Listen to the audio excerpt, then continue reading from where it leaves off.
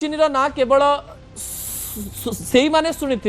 जो माने chicken mutton माछ खाऊे कारण शेष में दालचीनी गुंड से पका जाए किंतु दालचीनी उपकारिता एवं वैज्ञानिक गुण शुणिले आपण आश्चर्य हो दर्शक बंधु जितेबाला दालचीनी कथा कहुच्छी डाक्तर मतामत अनुजाई आपण जदि प्रतिदिन गरम पानी रे दालचीनी खाऊंचे ताले आपण शरीर ब्लड शर्करा बा जदि डायबेटिक रोगी रही से व्यवहार करें आपण शरीर ब्लड शर्करा को कंट्रोल कर दालचीनी अन्यपटे गैस अजीर्ण पेट फुलिबा ब्लोटिंग भली समस्या को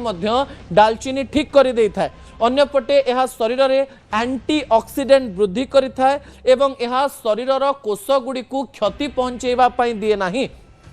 शरीर भितर जदि कौन इन्फ्लामेशन हवापाई जाउछि तेबे ताकू दालचीनी रोकी थाए बोली कहा जाउछि अन्यपटे ठंडा काश एवं गला खराब रे मध्य दालचीनी व्यवहार करा जाए अन्यपटे हृदयर स्वास्थ्य को हार्ट हेल्थ को भल रखापी